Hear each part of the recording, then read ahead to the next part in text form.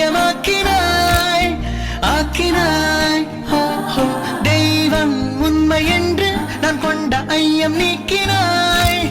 நீக்கினாய் ஹோ ஹோ வாய் கொண்டு பேசாமல் உன் செய்கையால்